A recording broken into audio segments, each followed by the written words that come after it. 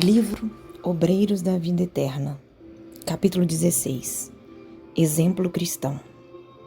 De conformidade com o roteiro de serviço traçado pelo assistente, Hipólito e Luciana ficariam na casa transitória, atendendo às necessidades prementes de Dimas, recém-liberto, enquanto nós, ambos, acompanharíamos Fábio em processo de desencarnação. Fábio permanece em excelente forma, esclareceu-nos o orientador, e não exigirá cooperação complexa. Preparou com relação ao acontecimento não somente a si mesmo, mas também os parentes, que em vez de nos preocuparem, como acontece comumente, serão úteis colaboradores de nossa tarefa. Falava Jerônimo com sólida razão, porque em verdade mostrava-se Dimas em lastimável abatimento.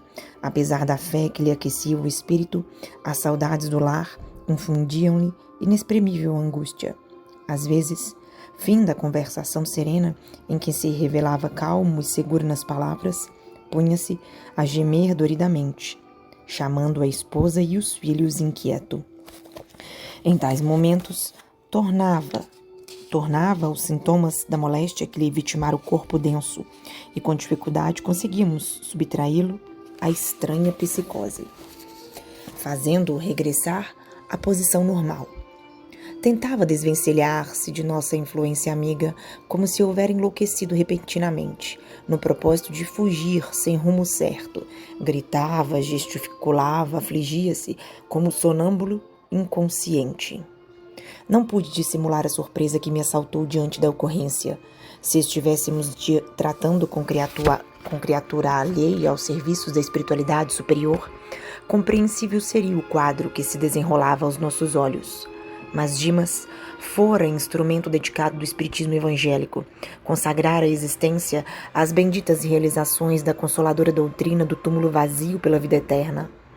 De antemão, sabia na esfera carnal que seria submetido às lições da morte e que não lhe faltariam ricas possibilidades de continuar junto da parentela, já dele separada, aparentemente, segundo o simples ponto de vista material. Por que semelhantes distúrbios? Não merecera ele excepcional atenção de nossos superiores hierárquicos? Vali-me de momento adequado e expus ao nosso dirigente as indagações que me absorviam o raciocínio. Sem qualquer nota admirativa, Jerônimo respondeu-me bem-humorado. Você deve saber, André, que cada qual de nós é por si mesmo todo um mundo. Esclarecimentos e consolações são dádivas de Deus, nosso Pai, mas convicções e realizações constituem obra nossa. Cada servidor tem a escala própria de edificações na tábua de valores imortais. A Assembleia de Aprendizes receberá a mesma bagagem de ensinamentos, de modo geral, organizada para todos os indivíduos que a integram. Diferenciam-se, porém, os alunos na série do aproveitamento particular. O mérito não é patrimônio comum, embora seja a glória do cume, a desafiar todos os caminheiros da vida para a suprema elevação. Dimas foi destacado discípulo do Evangelho, principalmente no setor de assistência e difusão, mas quanto a si mesmo, não fez aproveitamento integral das lições recebidas. Espalhou as sementes da luz e da verdade, dedicou-se largamente à causa do bem, merecendo por isso mesmo socorro especialíssimo. Contudo, no campo particular, não se preparou suficientemente. Qual ocorre à maioria dos homens, prendeu-se demasiadamente às teias domésticas, sem maior entendimento. Conferiu excessivo carinho à roda familiar, sem noção de equidade no caminho terrestre. Certamente, sob o ponto de vista humano, consagrou-se o necessário à companheira e aos rebentos do lar. Mas, se lhes prodigalizou muita ternura, não lhes proporcionou todo o esclarecimento de que dispunha, libertando-os da esfera pesada de incompreensão. E agora, muito naturalmente, sofre-lhes o assédio. A inquietude dos parentes atinge-o por intermédio dos fios invisíveis da sintonia magnética. Sorriu benévolo e continuou. Nosso irmão, inegavelmente, fez por merecer o auxílio de nosso plano, pois conseguiu enfileirar amigos preciosos que lhe dedicam valiosos serviços intercessores, mas não se preparou interiormente, considerando-se as necessidades do desapego construtivo. Gastará desse modo alguns dias para edificar a resistência. O ensinamento significava muito para mim, que via tão dedicado servidor cercado da mais honrosa consideração por parte das autoridades de nosso plano, em porfiada luta consigo mesmo para restaurar seu próprio equilíbrio. E concluí mais uma vez que o amor pode improvisar infinitos recursos de assistência e carinho, acordando faculdades superiores do espírito, mas que a lei divina é sempre a mesma para todos. O obséquio é ofício sublime, no culto ativo da cooperação fraterna. Todavia, cada homem por si elevar-se-á ao céu ou descerá aos infernos transitórios, em obediência às disposições mentais que se prende. Atravessado curto período de proveitosas observações e marcada a libertação de nosso amigo, Jerônimo e eu tornamos a crosta, de modo a desobrigar-nos da incumbência. Acercamo-nos do bairro pobre em que Fábio situara o ninho doméstico. A casinha, singela, encantava. Rodeada de folhagens e flores, via-se que todo o espaço merecia a ternura dos moradores. De longe, chegava o barulho da enorme cidade. Espíritos vadios passavam de largo, em lamentável promiscuidade. Nas adjacências erguiam-se alguns bangalôs novos que lhes ofereciam livre acesso, fazendo-nos adivinhar a triste influenciação de que eram objeto. Naquela residência pequena e humilde, havia, no entanto, paz e silêncio, harmonia e bem-estar. A nossa apreciação parecia delicioso oásis no meio de vasto deserto. Entramos. 3 amigos espirituais receberam-nos. Um deles, Aristeu Fraga, conhecido pessoal de Jerônimo, abraçou-nos, festivo, e anunciou que faziam visita ao enfermo. Então, nas últimas horas do corpo material, agradeceu-nos o interesse pelo desencarnante e apresentou-nos o irmão Silveira, genitor de Fábio na terra, que desejava colaborar conosco em favor do filho querido. Estava satisfeito, informou. O filho regimentara todas as medidas relacionadas com a própria libertação, submetendo-se dócil aos desígnios superiores. Tivera existência modesta, limitara o voo das ambições mais nobres no culto da espiritualidade redentora. Esforçara-se suficientemente pela tranquilidade familiar. Fora acicatado por dificuldades sem conta no transcurso da experiência que terminava. Deixava a esposa e os 2 filhinhos amparados na fé viva, e embora não lhes legasse facilidades econômicas, afastava-se do corpo físico, jubiloso e confortado, com a glória de haver aproveitado todos os recursos que a esfera superior lhe havia concedido. Além de haver se afeiçoado profundamente ao Evangelho do Cristo, vivendo-lhe os princípios renovadores, com todas as possibilidades ao seu alcance, Fábio conseguira iluminar a mente da companheira e construir bases sólidas no espírito dos filhinhos, orientando-os para o futuro. Falava-se tão bem acerca do companheiro que, admitido à palestra, arrisquei uma pergunta. Fábio desencarnará na ocasião prevista? Sim, elucidou Jerônimo com gentileza. Estamos de posse das instruções. Nosso amigo desencarnará no tempo devido. É verdade, confirmou o pai emocionado. Ele aproveitou todos os recursos que se lhe conferiram, malgrado o corpo franzino e doente desde a infância. Traindo a condição de médico sempre interessado em estudar, considerei. É lamentável tenha renascido em semelhante organismo, quem sabe servir, com tanto valor, a causa do bem. O genitor sentiu-se na necessidade de esclarecer o assunto, porque prosseguiu calmo. Este é, de fato, argumento humano dos mais ponderáveis. Quando na carne, frequentes vezes, surpreendi-me com a saúde frágil de Fábio em criança. Desde cedo notei-lhe a virtude inata, o pendor para a retidão e para a justiça, as disposições congênitas para os trabalhos da fé viva.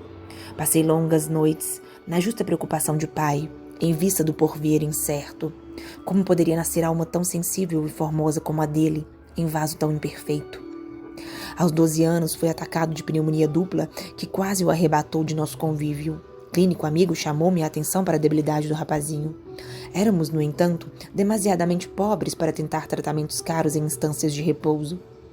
Antes dos 14 anos, terminado o curso das letras primárias, conduzi-o ao serviço pela exigência imperiosa do ganha-pão. Sabia, como pai, que Fábio desejava continuar estudando para o aprimoramento das faculdades intelectuais, em face dos seus pendores para o desenho e para a literatura, porque não poucas vezes surpreendi-o namorando o educandário vizinho de nossa casa, ralado de inveja ao reparar os colegiais em bandos festivos.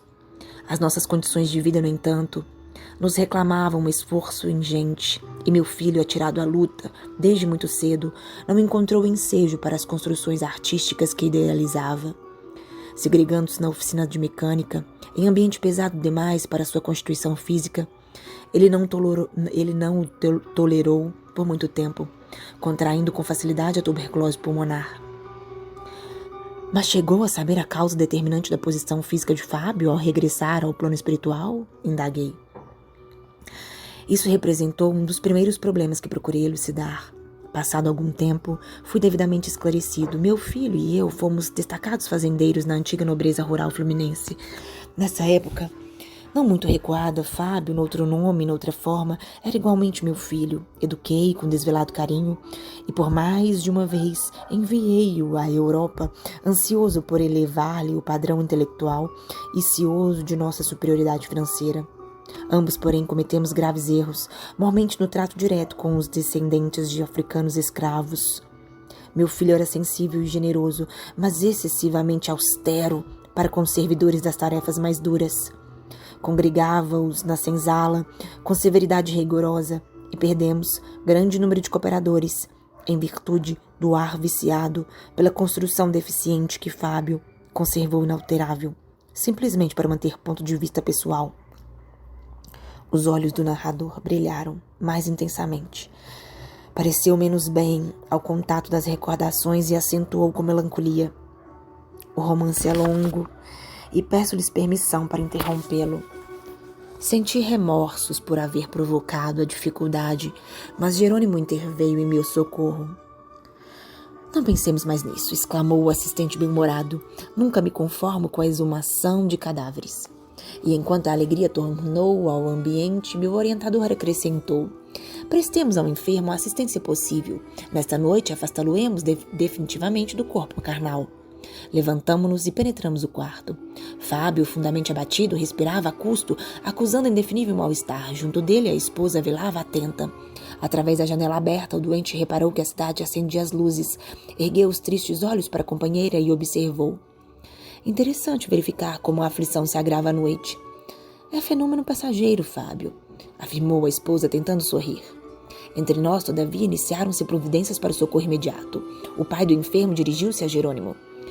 Sei que a libertação de Fábio exige grande esforço. Entretanto, desejava auxiliá-lo no derradeiro culto doméstico, em que tomará parte fisicamente ao lado da família. Regra geral, as últimas conversações dos moribundos são gravadas com mais carinho pela memória dos que ficam. Em razão disso, ser-me-ia sumamente agradável ajudá-lo a endereçar algumas palavras de aviso e estímulo à companheira. Com muita satisfação, aqueceu o assistente. Colaboremos também na execução desse propósito. É mais conveniente que a família esteja sós. Bem lembrado, disse o genitor agradecido.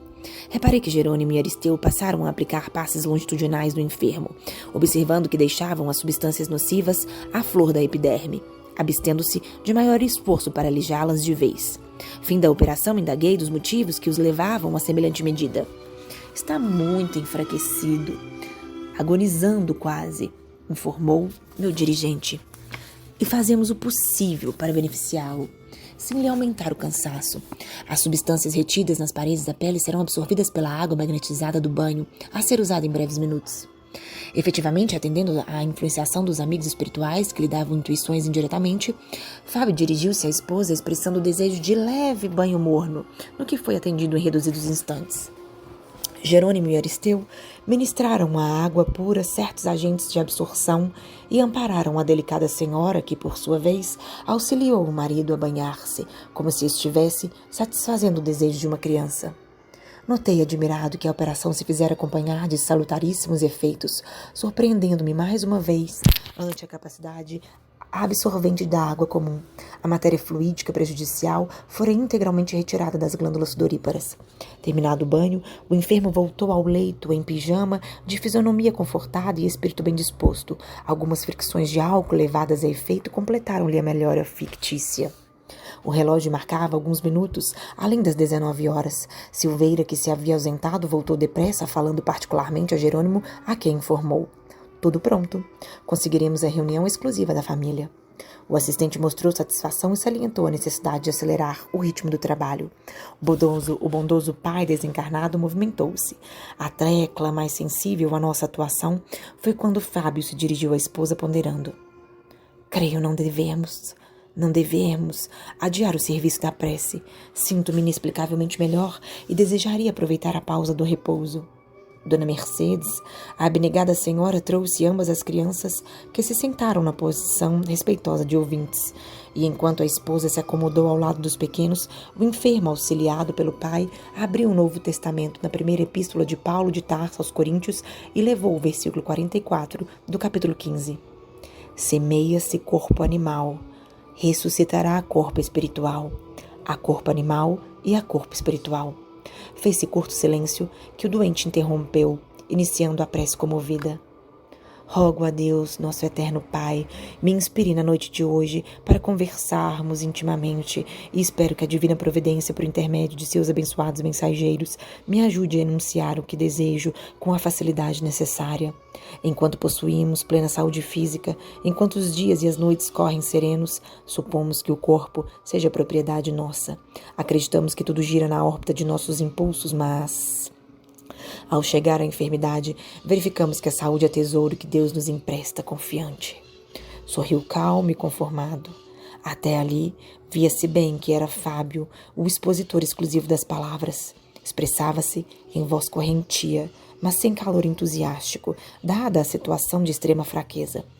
Fim do intervalo mais longo, o genitor descansou a destra sobre sua fronte, mantendo-se na atitude de quem ora com profunda devoção.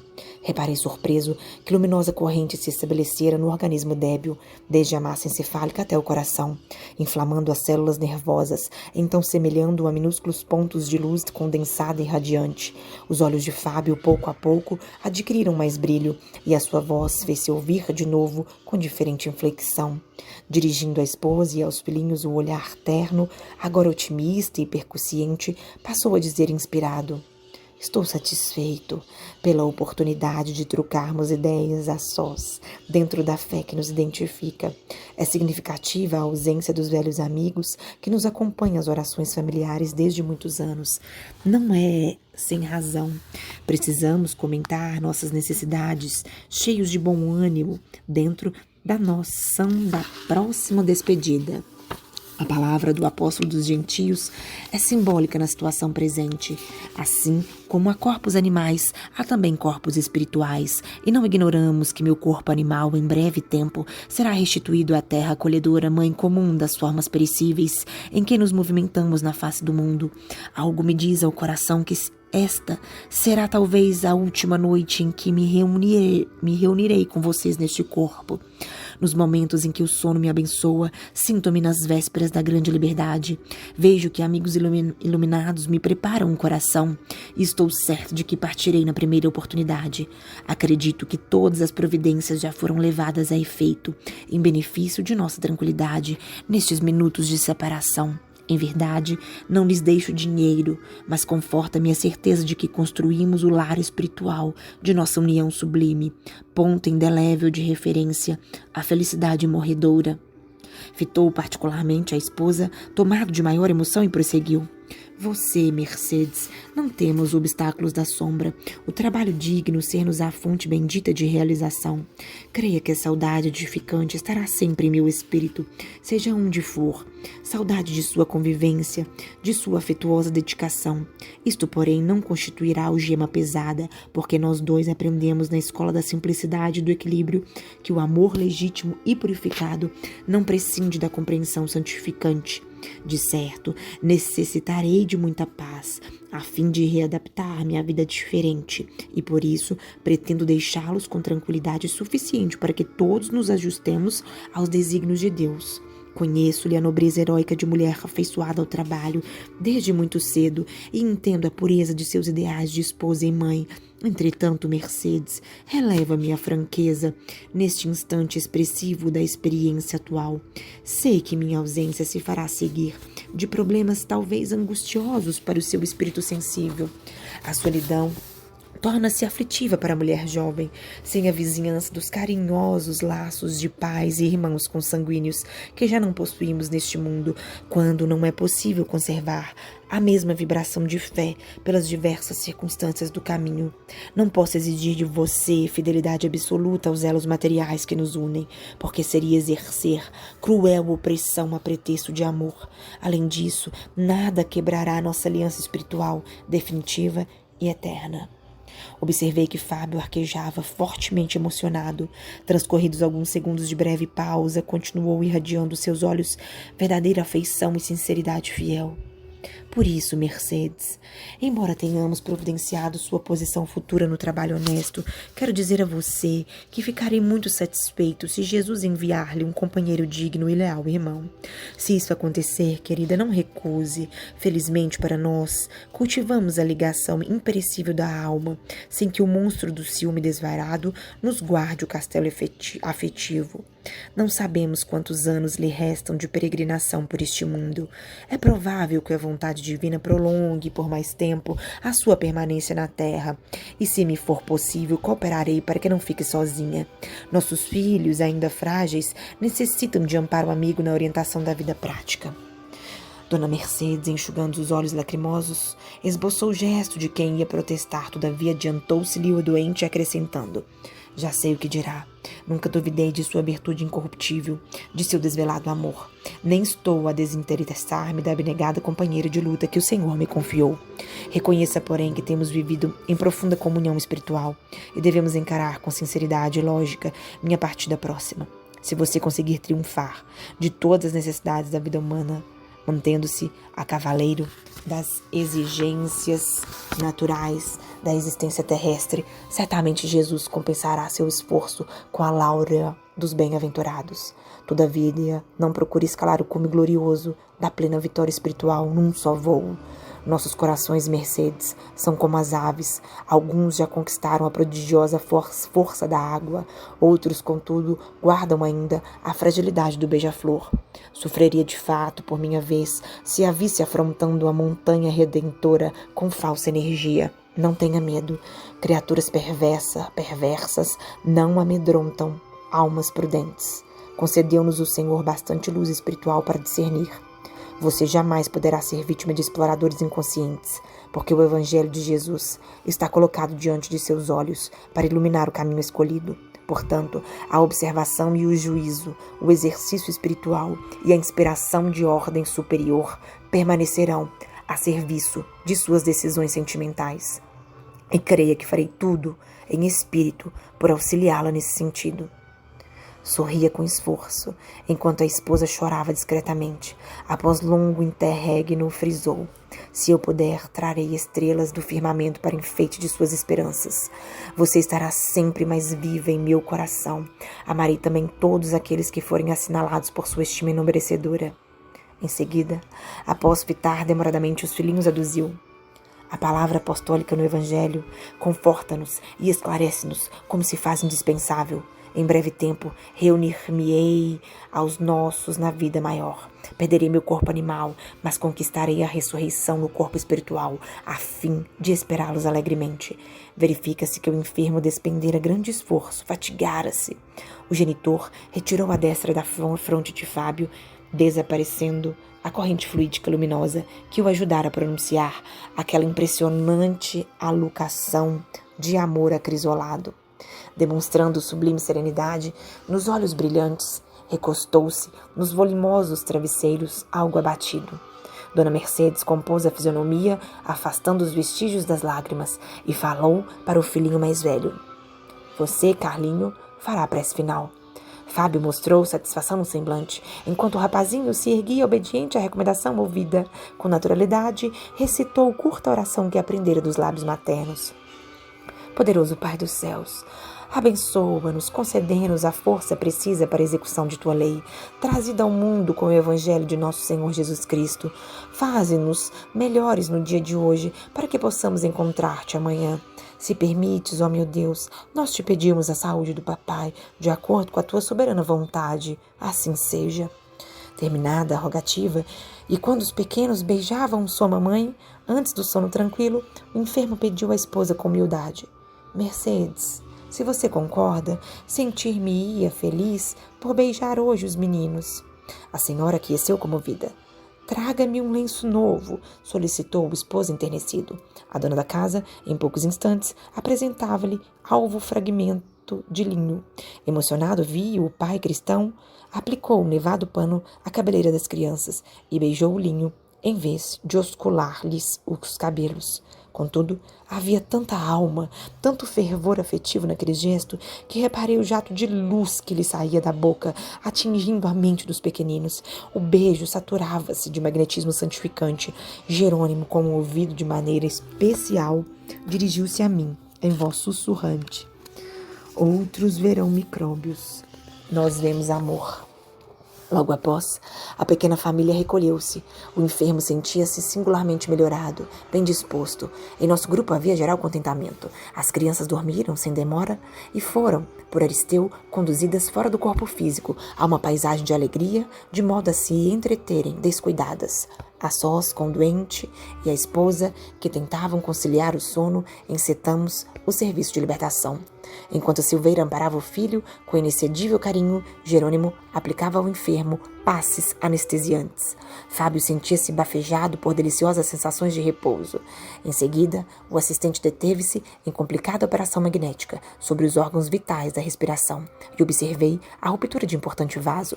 O paciente tossiu e, num átimo, o sangue fluiu-lhe à boca aos borbotões. Dona Mercedes levantou-se assustada, mas o esposo, falando dificilmente, tranquilizou-la.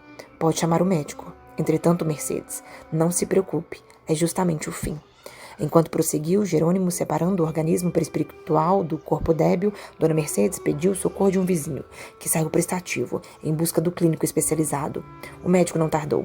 Trazido celeremente por automóvel, mas embalde aplicaram uma solução de adrenalina, a sangria no braço, os sinapismos nos pés e as ventosas secas no peito, o sangue, em golfadas rubras, fluía sempre. Sempre. Reparei que Jerônimo repetiu o processo de libertação praticado em Dimas, mas com espantosa facilidade. Depois da ação desenvolvida sobre o plexo solar, o coração e o cérebro, desatado o nó vital, Fábio fora completamente afastado do corpo físico. Por fim, brilhava o cordão fluídico prateado, com formosa luz. Amparado pelo genitor, o recém-liberto descansava sonolento, sem consciência exata da situação. Supus que o caso de Dimas se repetiria ali, numa minudência por minudência. Porém, uma hora depois da desencarnação, Jerônimo cortou o apêndice luminoso. Está completamente livre, declarou meu orientador satisfeito. O pai, enternecido, depositou sobre a fronte do filho, desencarnado, em brando sono, um beijo repassado de amor e entregou-o a Jerônimo, asseverando: Não desejo que ele me reconheça de pronto. Não seria aproveitável levá-lo agora a recordações do passado. Encontrá-lo-ei mais tarde, quando tenha de partir da instituição socorrista para as zonas mais altas. Pode conduzi-lo sem perda de tempo. Incumbir-me-ei de velar pelo cadáver, inutilizando os derradeiros resíduos vitais contra o abuso de qualquer entidade inconsciente e perversa. O assistente agradeceu emocionado e partimos, conduzindo o sagrado depósito que nos fora confiado. Enquanto prosseguíamos espaço acima, contemplei respeitoso o primeiro anúncio da aurora. E observando Fábio adormecido, tive a impressão de que gloriosos portos do céu se iluminavam de sol para receber aquele homem de sublime exemplo cristão que subia, vitorioso, da terra.